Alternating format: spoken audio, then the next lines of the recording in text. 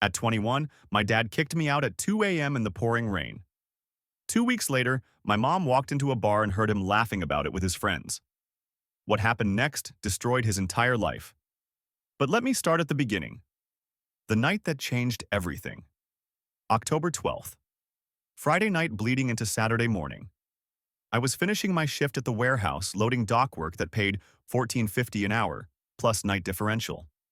Not great money, but steady. I'd been doing it for 8 months, saving everything I could. Had almost $3,000 in my account. First time in my life I'd had real money saved. The shift ended at 1:30 a.m. I clocked out, grabbed my bag, drove home in my beat-up Honda. Pulled into the driveway at 1:57 a.m. House was dark, except for the porch light. I should have known something was wrong. That light was never on when I got home from night shifts. I walked up to the door. Tired. Feet hurting. Thinking about bed. About my 9 a.m. class the next day. Yeah, I was working nights and going to community college during the day, trying to get my associate's degree. Exhausting, but I was managing. I opened the door quietly. Didn't want to wake anyone. My dad was sitting on the stairs. Waiting. Still dressed. Smell of beer thick in the air. Not stumbling drunk, but that loose-limbed, mean kind of drunk, where everything becomes someone else's fault. "You're late," he said. I checked my phone. 1:58 a.m. Shift ended at 1:30. I came straight home. "You think you can just come and go whenever you want? This isn't a hotel." I'd heard this before. Usually when he'd been drinking. Usually when something at his job had gone wrong. He worked construction when there was work, which wasn't always. Usually when he was feeling like the world was against him and needed someone to take it out on. "I was working, Dad. You know my schedule." He stood up. That's when I noticed my duffel bag at his feet. The one I kept in my closet, packed with clothes. "What's that?" I asked. "Your stuff. You're not welcome here anymore." I thought he was joking. One of those drunk threats that would be forgotten by morning. "Dad, it's 2 a.m. Can we talk about this tomorrow?" "No. Get out. Now." He picked up the bag, walked past me, opened the door, and threw my bag onto the front lawn. It was pouring rain, had been all evening. The bag landed in a puddle, water soaking through immediately. "Dad, what the hell?" "You heard me. Get out." "What did I do?" "You think you're so much better than everyone else. Working your little job, saving your money, going to college." He said college like it was an insult. "Walking around here like you own the place, leaving your crap everywhere." I looked down. My work boots were by the door, muddy from the loading dock. I always left them there so I wouldn't track dirt through the house. "You're kicking me out because of my boots?" "I'm kicking you out because you're a disrespectful little garbage who thinks he can live here for free while judging everyone else." None of that was true. I paid rent, $400 a month. Bought my own food, cleaned up after myself. But drunk logic doesn't care about facts. "Can I at least wait until morning? It's pouring. Not my problem." "Dad, please." He slammed the door in my face. I stood there, rain soaking through my work shirt, staring at the closed door. Part of me thought he'd open it. Apologize. Say he didn't mean it. He didn't. I stood there for 10 minutes. Getting wetter. Getting colder. Trying to understand what had just happened. Finally, I walked to the lawn. Picked up my soaked bag. Looked at the house one more time. Then I walked away. I didn't call my mom. She was 3 states away taking care of her sister who'd had surgery. Aunt Marie, breast cancer. Mom had been gone for 2 weeks, planning to stay another month.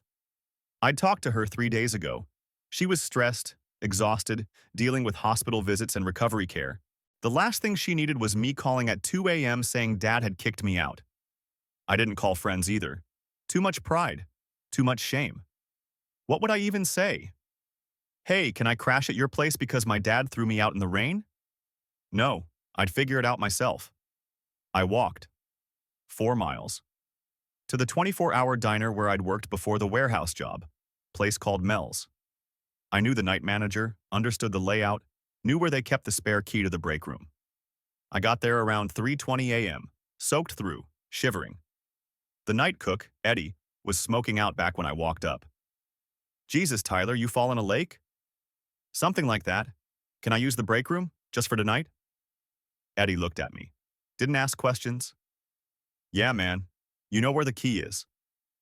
The break room was small. Lockers, a bench, a table. I locked the door, stripped off my wet clothes, hung them over a chair. Wrapped myself in my jacket from the bag, one of the few things that wasn't soaked through. I lay down on the bench, used my bag as a pillow. Didn't sleep much, just lay there, trying to process. Replaying the conversation, trying to figure out what I'd done wrong. The boots. He'd mentioned the boots. But that wasn't it. That was never it. I thought about the last few months. How I'd been working, saving money. How I'd mentioned my account balance sometimes, proud of myself for finally having savings. How Dad would get quiet when I talked about it. How he'd make comments about me acting like some rich kid when I bought groceries with my own money. That was it, wasn't it? He was jealous. Jealous that his 21-year-old son was working steady, saving money, going to school. While he was between jobs, drinking at bars, coming home angry at the world. But that realization didn't make the bench any softer or the situation any less fucked. I stayed in that break room for 3 days. Eddie covered for me. Told the day manager I was doing inventory in the storage area if anyone asked. Brought me food from the kitchen. Scrambled eggs, toast, coffee. I'd sneak out at night to use the diner bathroom, shower in the employee bathroom sink as best I could. During the day, I looked for rooms to rent. Checked Craigslist, Facebook Marketplace, called numbers posted on bulletin boards. Everything was either too expensive or too sketchy or already taken. Finally, on day 3, I found it. Room above a laundromat. Older Vietnamese couple owned the place. Mrs. Nguyen showed me the room. Maybe 10x 10 feet. Mattress on the floor. Shared bathroom down the hall. Smelled like detergent and old building. $400, first month deposit. You clean, you quiet, you pay on time? Yes, ma'am. You have job? Yes, warehouse, night shift. She looked at me, really looked at me. Probably saw a tired kid with everything he owned in a damp duffel bag. Okay, you move in today. You need blanket? I have extra. I almost cried. That would be really helpful. Thank you. She brought me 2 blankets, a pillow, some dishes. Didn't ask why a 21-year-old was renting a room above a laundromat with nothing but a bag of clothes. Just helped. I moved in that afternoon, set up my mattress, hung my clothes to dry on a rope I strung across the room. Sat on the floor and ate instant noodles I'd bought from the corner store. This was home now. I didn't tell anyone what had happened. Not my classmates at community college. Not my co-workers at the warehouse. Not the few friends I still kept in touch with from high school. I just worked, went to class, studied in the laundromat sometimes when it was quiet. Mrs. Nguyen would bring me tea. We'd talk. She'd tell me about Vietnam, about coming to America with nothing, about building the laundromat from savings. You working hard, she said once. You remind me of my son. He work hard too. Now he's engineer. Yeah, that's great. You go school? Community college, trying to get my associate's degree. Good. Education important. You keep working hard, you be okay. I wanted to believe her. The first week was the hardest, adjusting to the room. The sounds from the laundromat below. The weird smell. The shared bathroom with strangers. Eating nothing but instant noodles and peanut butter sandwiches because that's what I could afford. But I managed. Kept going to class. Kept working my shifts. Kept my head down. I called Mom once, Thursday night. She sounded tired, but better. Aunt Marie was recovering. Mom would be home in 2 weeks. How are you doing, sweetie? How's your dad? Fine. Everything's fine. He's not giving you trouble? No, Mom. We're good. I couldn't tell her. Not over the phone. Not while she was dealing with her sister's cancer. She had enough to worry about. Okay, I'll be home soon. Love you? Love you too. I hung up, sat on my mattress, looked around my 10x10 room, wondered how I was going to explain this when she got back. But that was 2 weeks away. I had time to figure it out. What I didn't know, what I couldn't have known, was that everything was about to change. Because 2 weeks later, on a Friday night, my dad would be at his usual bar, drinking with his usual buddies, telling stories, laughing. And he'd tell them about me, about that rainy night, about throwing his son out. And he wouldn't notice the woman who just walked through the door, wouldn't notice her freeze, wouldn't notice her face as she heard every word. My mother had come home early, and she'd just heard everything. 2 weeks passed. 14 days of instant noodles, laundromat washing machines humming below my room, and pretending everything was fine. I'd settled into a routine. Wake up at 3 p.m., shower in the shared bathroom, eat whatever cheap food I'd bought, ramen, peanut butter, discount bread, head to my 5 p.m. class at community college, study at the library until 9 p.m., drive to the warehouse, work the midnight to 8 a.m. shift, come back, sleep, repeat. Mrs. Nguyen noticed I was living on garbage, started leaving containers of food by my door. Pho, spring rolls, rice with vegetables. I make too much, she'd say, even though I knew she didn't. I tried to pay her extra. She refused. You pay rent on time, you quiet, you respectful, that's enough. On Friday, 2 weeks after being kicked out, I was getting ready for my shift. 10 p.m., pulling on my work boots. Different ones now, bought cheap from Walmart because my good boots were still at the house. Still by that door, probably still muddy. My phone rang. Unknown number. I almost didn't answer. But something made me pick up. Tyler?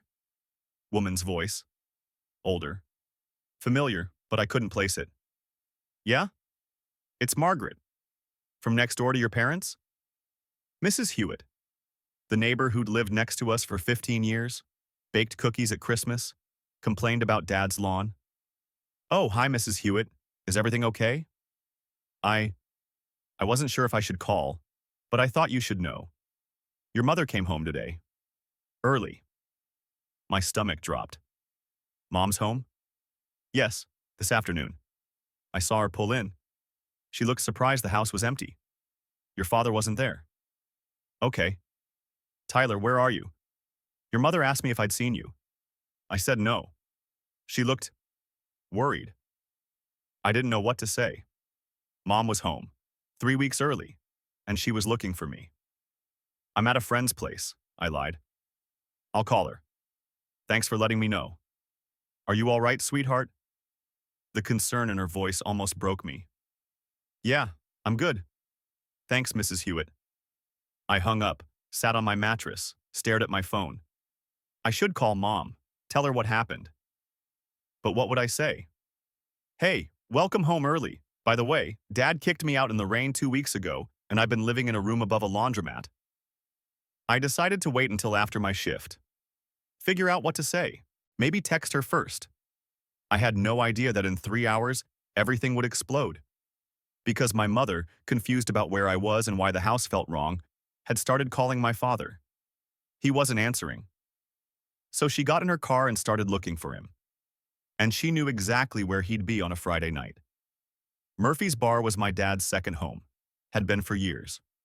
Dive bar on the east side, cheap beer, sports on TV, same group of guys every weekend. His crew, Rick, Tommy, Dave, and sometimes Dave's brother whose name I never learned. That Friday night, 11 p.m., they were at their usual table, 5 beers deep, laughing too loud, slapping the table. My dad was in the middle of a story. So I'm sitting there on the stairs, right? Waiting for this kid to come home. It's almost 2 a.m., and he walks in like nothing's wrong, like he owns the damn place.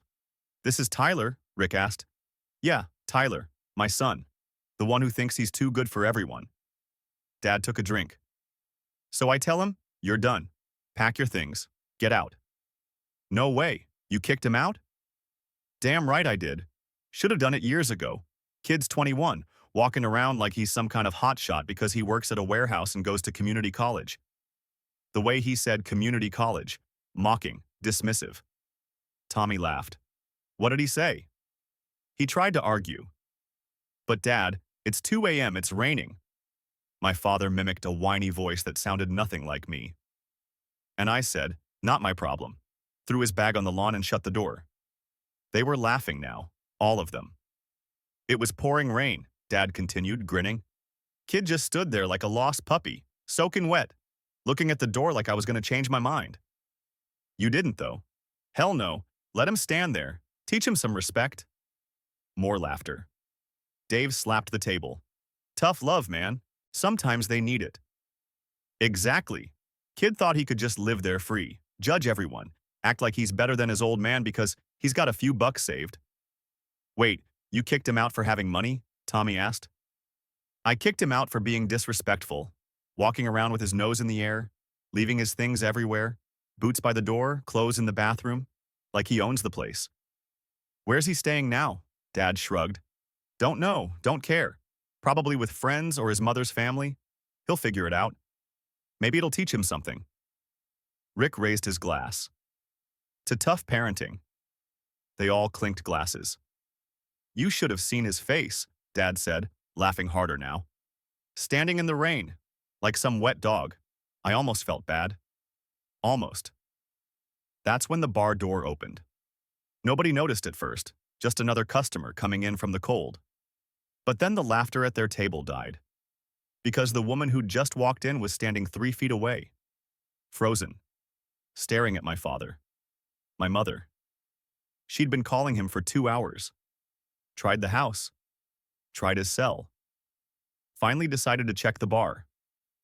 Walked in, expecting to find him watching a game. Ask him where the hell their son was. Instead, she heard him laughing about throwing me out. Heard the rain. The puppy comment. The boots. The mockery. Heard everything. The table went silent.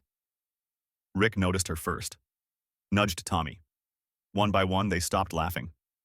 My father, mid-drink, noticed everyone staring. Turned around. Saw his wife. Susan. She held up a hand. Voice quiet. Calm. The kind of calm that's more terrifying than screaming. Where is my son? The entire bar had gone quiet now. Even the TV seemed muted. Susan, you're home early. Where is my son? Dad set down his beer, tried to smile. He's fine. Probably at a friend's. You threw him out. In the rain. At 2 a.m. He was being disrespectful. He works nights. He was coming home from his job. The job he works to pay you rent. Look, I made a parenting decision. You threw our son out of the house because of boots by the door. Tommy shifted uncomfortably. Rick stared at his beer. Dad's face was turning red. This is between us. We don't need to do this here. No, we're doing this here. Mom's voice was still quiet, still calm. Because you sat here with your friends and laughed about it, made jokes, called him a wet dog. I didn't. I heard you, every word. You threw him out in pouring rain at 2 a.m. Your 21-year-old son who works full-time, goes to school, pays rent, and has never once disrespected you. And you sat here laughing about it. The bartender had stopped moving. Every person in Murphy's was watching now. Susan, we can talk about this at home. Where is he? I don't know. I figured he'd... You don't know. She said it like a statement, like confirmation of something she'd already suspected. You threw your son out 2 weeks ago and you don't know where he is. He's an adult. He can take care of himself. He's our son. Dad stood up, tried to look authoritative. You're making a scene. Good. She turned around, walked toward the door. Susan, wait. She stopped. Didn't turn around. Just spoke to the room. Anyone here who thinks it's funny to kick out your kid at 2 a.m. in the rain? Anyone who wants to laugh about that? Silence. She walked out. Dad stood there, his buddies staring at their drinks. The entire bar watching him. Rick cleared his throat. I should probably get going. Yeah, me too, Tommy muttered. They left cash on the table, walked out without looking at him. My father sat back down, alone. Finished his beer in silence while the entire bar pretended he didn't exist. I was loading pallets when my phone rang. 11:47 p.m. Mom. My hands were shaking as I answered. Mom. Tyler. Her voice cracked. Baby, where are you? And just like that, 2 weeks of holding it together fell apart. I'm at work. The warehouse. I'm okay, Mom. Where are you living? Mrs. Hewitt said you haven't been home. I found a place. It's fine. Just a room, but it's... Send me the address, right now. Mom, it's almost midnight. You just got home. You should rest. Send me the address, Tyler, please. I sent it. 45 minutes later, headlights pulled up outside the laundromat. I'd told my supervisor there was a family emergency, left my shift early. Was sitting on the stairs outside my room when she arrived. She got out of the car, saw me, started crying. I stood up. Mom, I'm okay. She climbed the stairs, hugged me so hard I couldn't breathe. She was shaking. I'm so sorry. I'm so sorry. I should have known. I should have. You were taking care of Aunt Marie. You didn't know. It's not your fault. She pulled back. Looked at me. Really looked. I probably looked terrible. Had lost weight. Had bags under my eyes from working nights and sleeping on a thin mattress. Show me, she said. I unlocked the door. Led her into my 10x10 room. She stood in the doorway. Took it in. The mattress on the floor. The rope with my clothes hanging. The hot plate I'd bought at Goodwill. The stack of instant noodles. The shared bathroom down the hall. This was where her son had been living for 2 weeks. She sat down on the mattress, patted the space next to her. I sat. Tell me everything, she said. So I did. The 2 a.m. kickout. The rain. The duffel bag. The walk to Mel's. The break room. Finding this place. The instant noodles. Not telling her because she had enough to deal with. She listened. Didn't interrupt. Just held my hand. When I finished, she was quiet for a long time. Then she took out her phone. Made a call. Hi, I need to speak with Karen Williamson, please. Yes, I know it's late. This is Susan Chen. Tell her it's urgent. She waited. I sat there, confused. Karen? It's Susan. I need a divorce attorney. The best you know. I don't care about the cost. My eyes went wide. Mom, she held up a hand. Yes, I'm serious. I need someone who can move fast. File Monday morning. I want everything. She listened. Good. Email me the contact info. I'll call first thing Monday. She hung up, looked at me. Pack your things. You're coming home. But Dad, your father won't be there. I'm changing the locks tomorrow. The house is in my name. Inheritance from my father. He has no legal claim to it. I stared at her. You're kicking him out? I'm divorcing him. And yes, he's leaving. Tonight. Mom, you don't have to do this because of me. Tyler. She took my face in her hands. My father was a drunk, abusive, mean. I left home at 17 to get away from him. When I got pregnant with you, I made a promise. My child would never experience what I experienced, would never feel unwanted, would never be thrown out in the rain. Tears were streaming down her face now. I broke that promise. I left you alone with him and he threw you out like trash, made jokes about it, laughed with his friends. You didn't know. I should have known. I've been thinking about leaving him for 2 years. He's been getting worse. The drinking, the anger, the jealousy. But I kept hoping he'd change, that he'd get better. She wiped her eyes. Tonight, I walked into that bar and heard him laughing. Heard him call you a wet dog. Heard his friends congratulate him for tough parenting. And I realized I've been making excuses for him because he's my husband. But you're my son. And I will burn down my whole life before I let anyone treat you like that. Even your father. I couldn't speak. Just hugged her while we both cried. Finally, she pulled back. Now pack. We're going home. Your home. Where you've always belonged. We loaded my stuff into her car. Mrs. Nguyen came out, saw my mom, understood immediately. You good boy, she said to me. I know from the start. You going home now? Yes, ma'am, she nodded. Looked at my mom. You good mother. I see in your eyes. You take care of your son. Mom hugged her.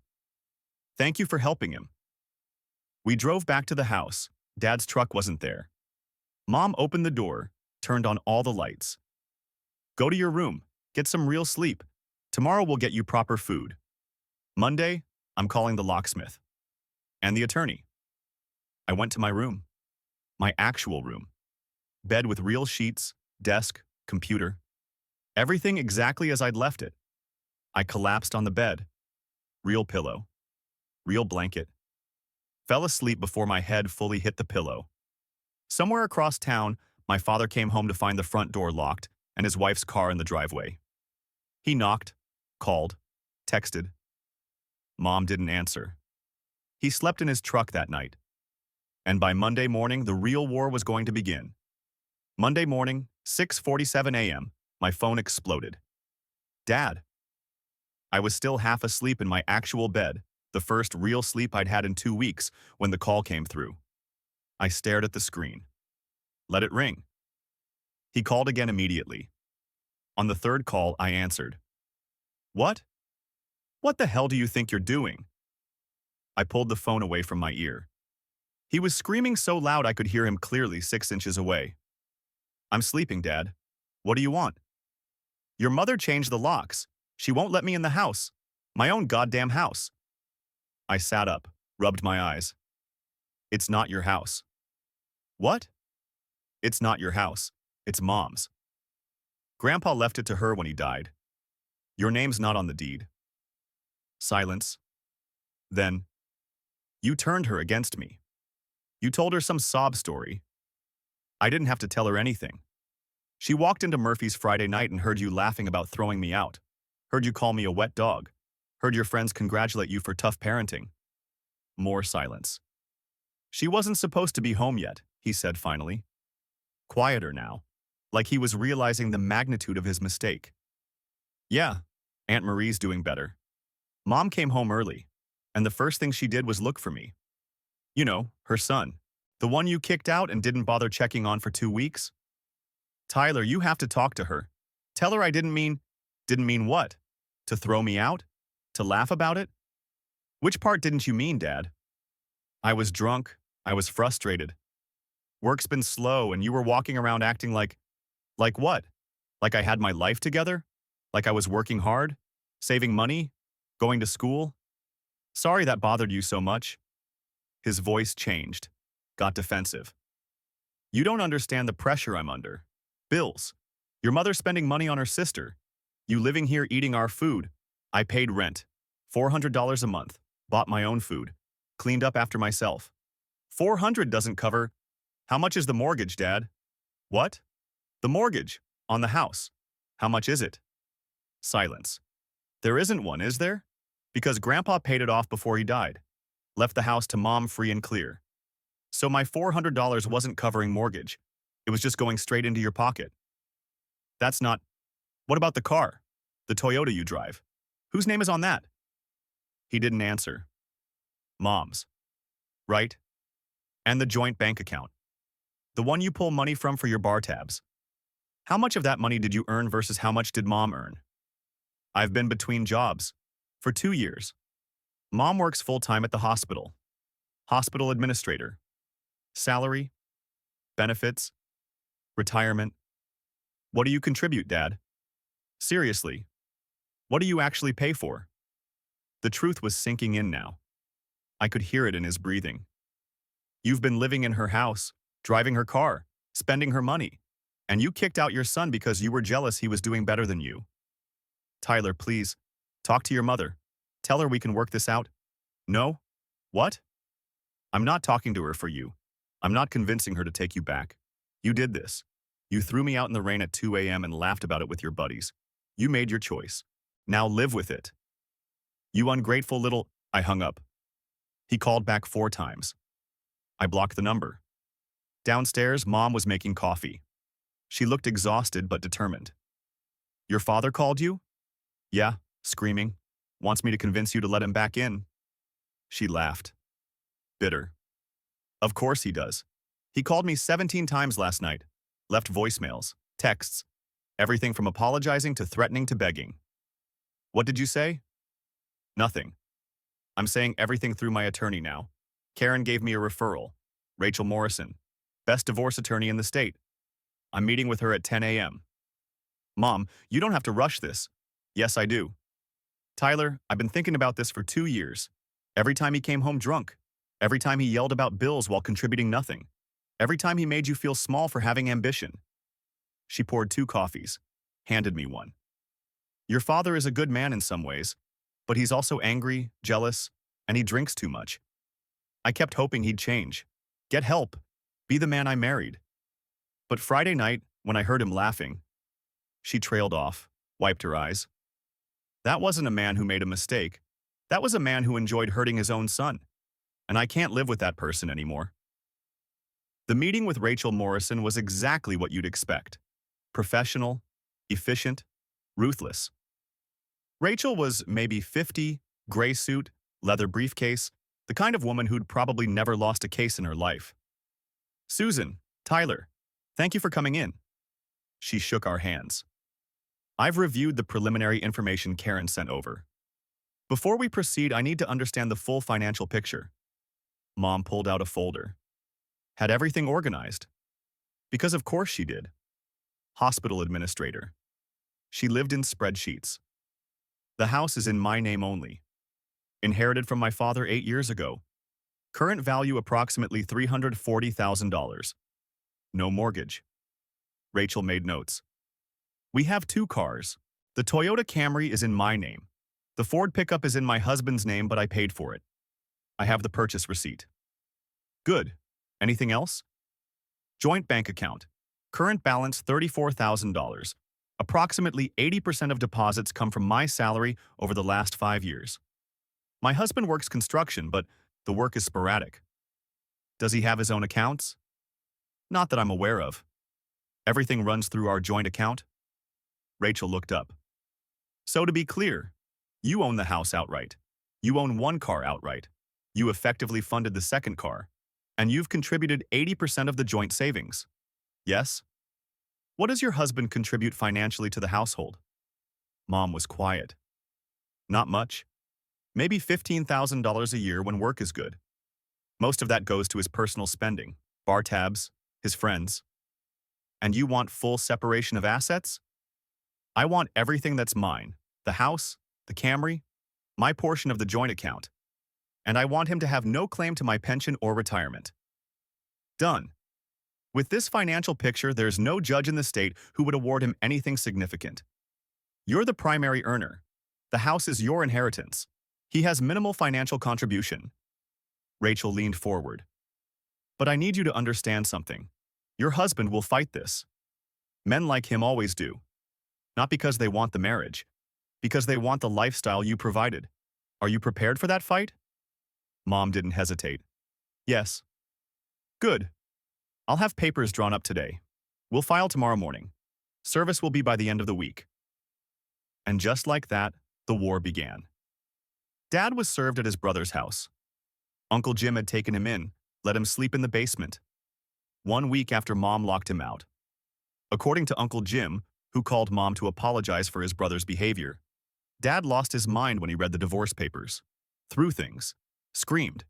Claimed Mom was stealing everything from him. It's my house. I've lived there for 20 years. Uncle Jim apparently set him straight. Mark, the house was never yours. Susan's father left it to her. You know that. But I'm her husband. And you threw your son out at 2 a.m. in the rain and laughed about it. What did you think was going to happen?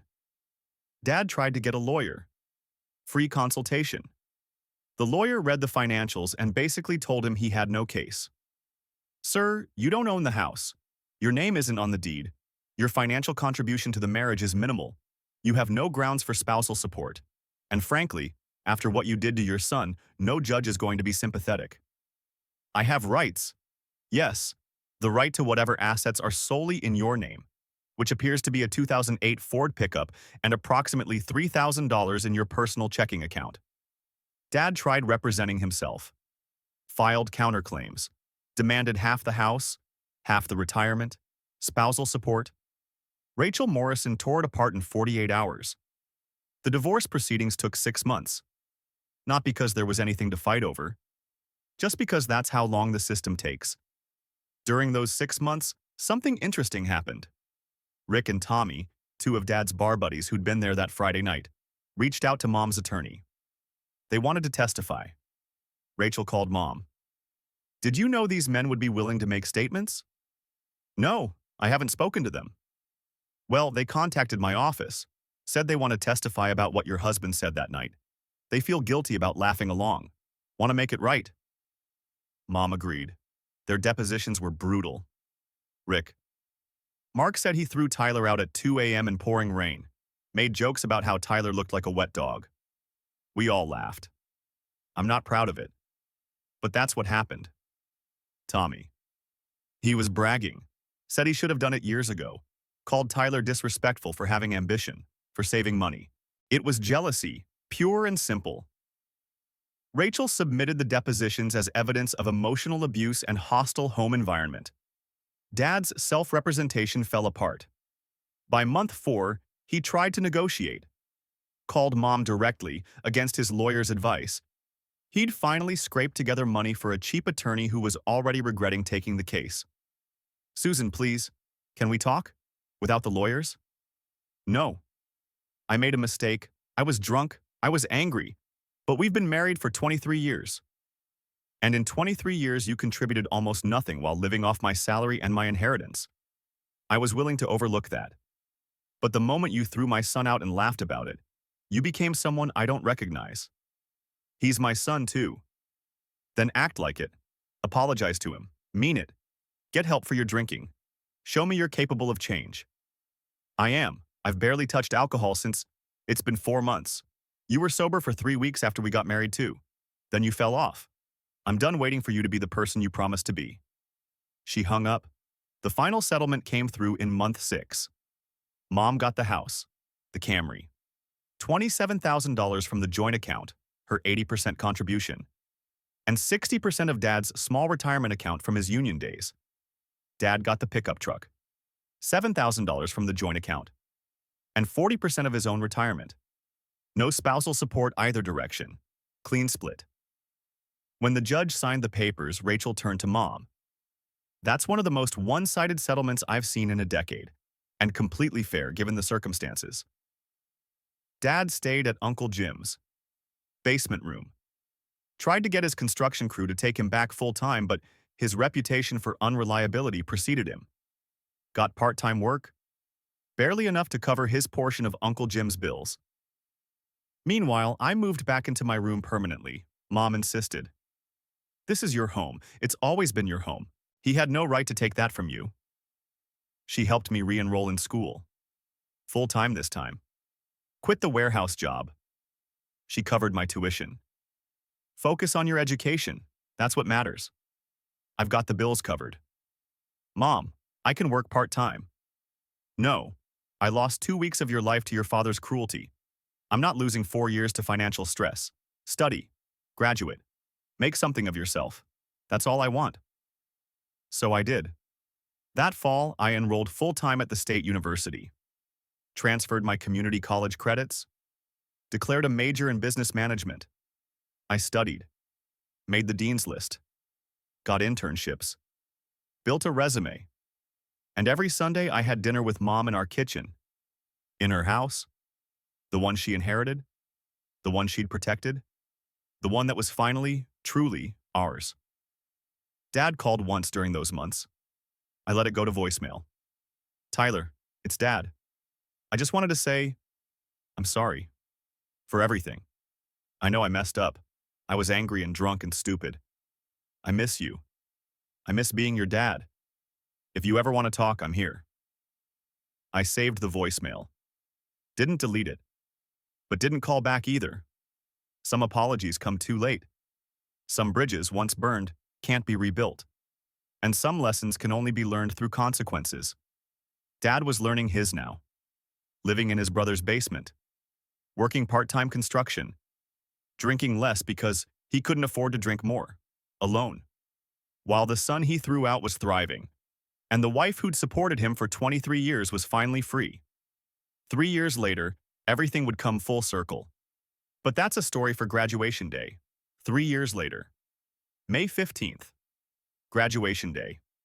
I stood in line with 300 other students, cap and gown, Diploma about to be handed over. Bachelor's degree in business management. Dean's list all 6 semesters. 2 internship offers already accepted for after graduation. Not bad for the kid who got kicked out at 2 a.m. in the rain. The auditorium was packed. Families everywhere.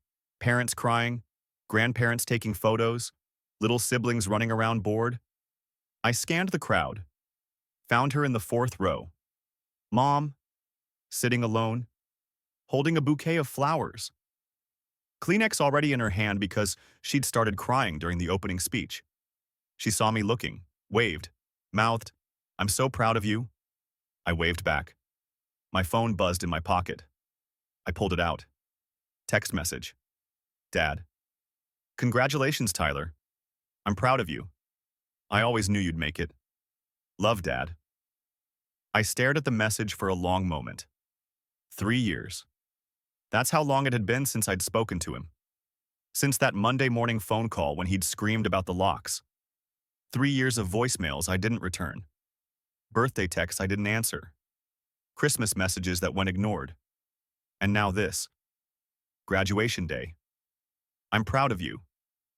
I put the phone back in my pocket without replying. The ceremony continued.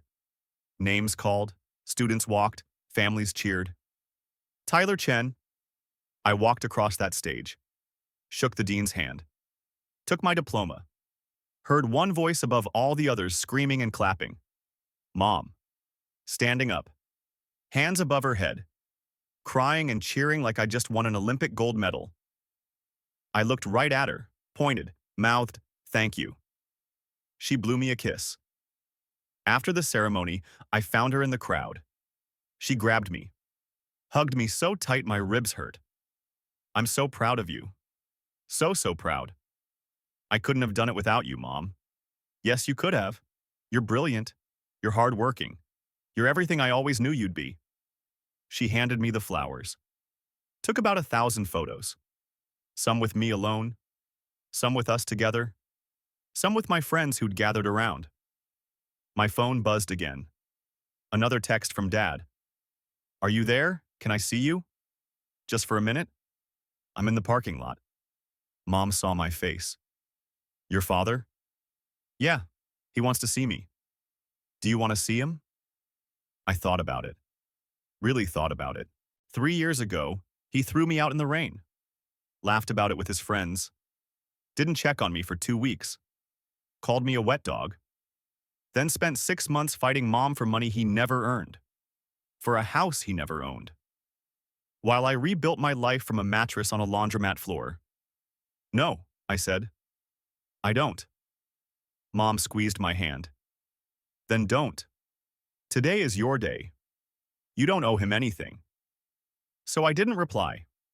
Just put my phone on silent. Spent the rest of the day celebrating with the person who'd actually been there. We went to dinner. Nice restaurant.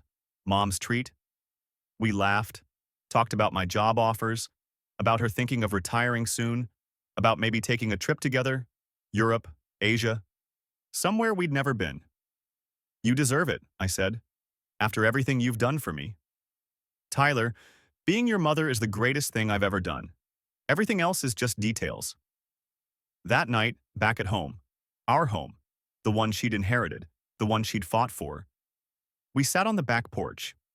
She had wine. I had beer. "Can I tell you something?" she asked. "Of course." "I'd been planning to leave your father for 2 years before he kicked you out." I looked at her.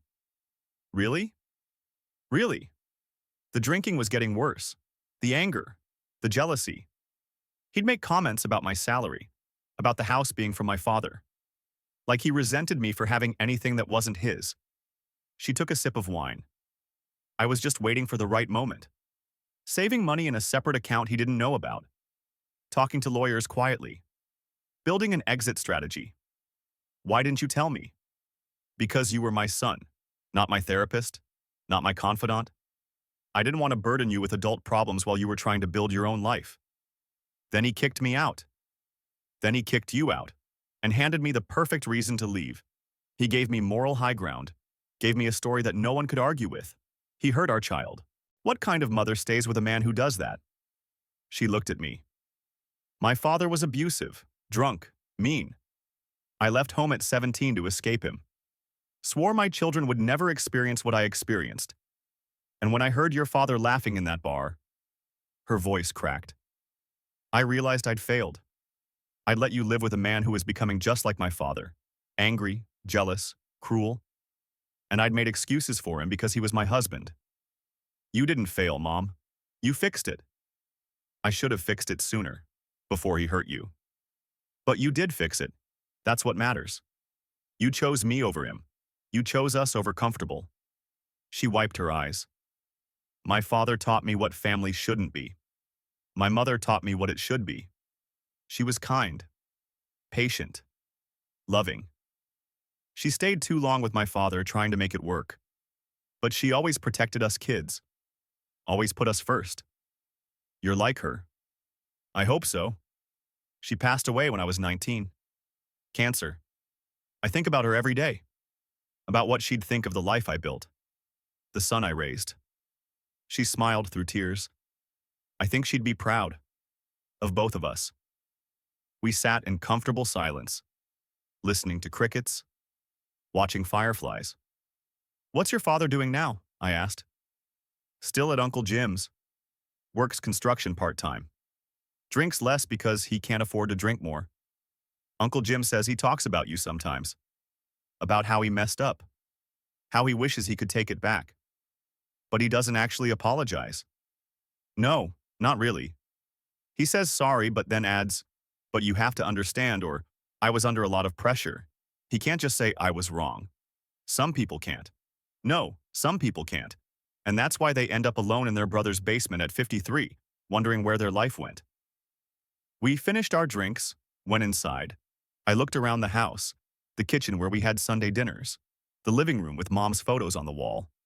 My graduation picture would join them soon. This was home. Real home.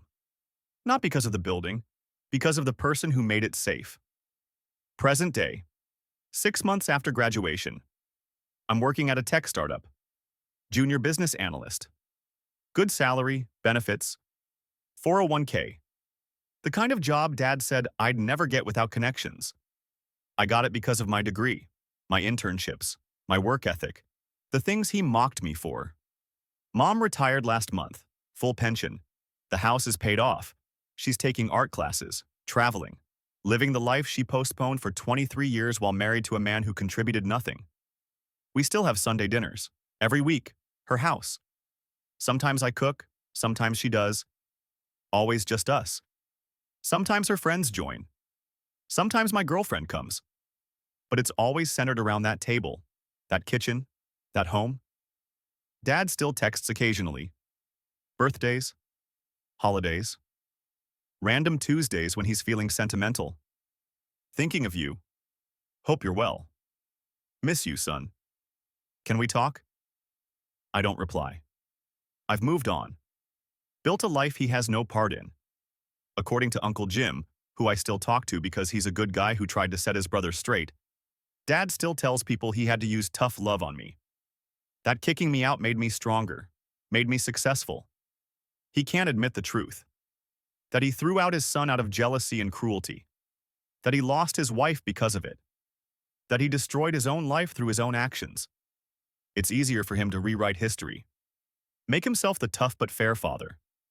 Not the drunk who laughed about his son standing in the rain. The bar friends are gone too. Rick and Tommy stopped talking to him after they testified in the divorce. The others drifted away when he couldn't buy rounds anymore. He drinks alone now, at home. Cheaper that way. Sometimes I wonder if he thinks it was worth it. That moment of power. Throwing his son out. Feeling like the king of his castle. Was it worth losing everything? I don't think he's capable of asking himself that question.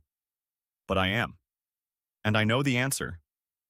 Last week I was at Home Depot buying supplies for a project.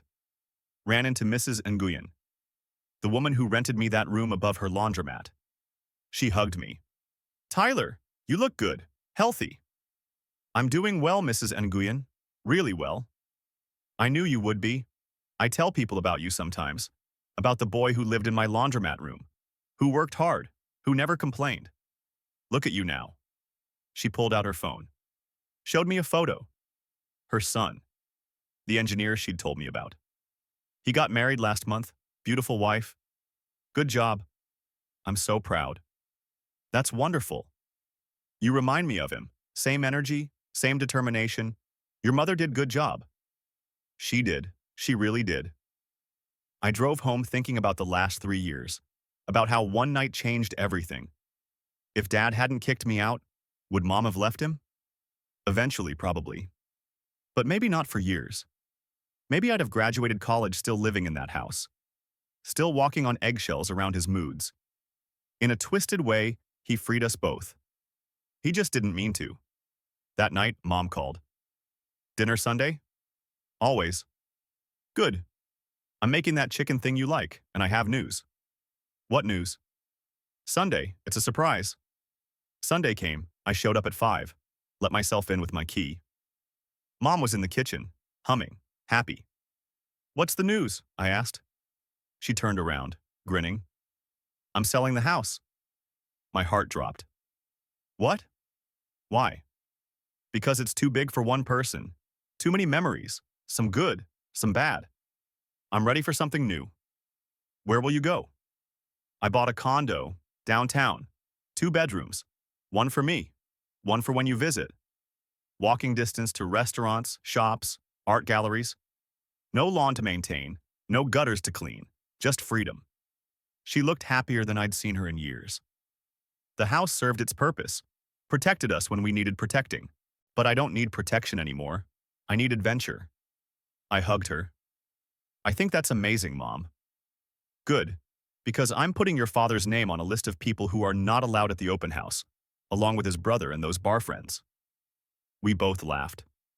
That's the thing about burning bridges. Sometimes the light from the fire shows you the path forward. And sometimes the best revenge isn't revenge at all. It's living well. Being happy. Building something beautiful from the ashes. It's Sunday dinners with your mother in her new condo. It's a career you built yourself. It's knowing that the person who tried to break you only made you stronger by accident. And it's looking back on that night, standing in the rain at 2 a.m. soaking wet, watching the door close, and realizing it wasn't an ending. It was the beginning of everything good that came after. My father taught me what family shouldn't be. My mother taught me what it should be. And that's the only lesson I'll ever need.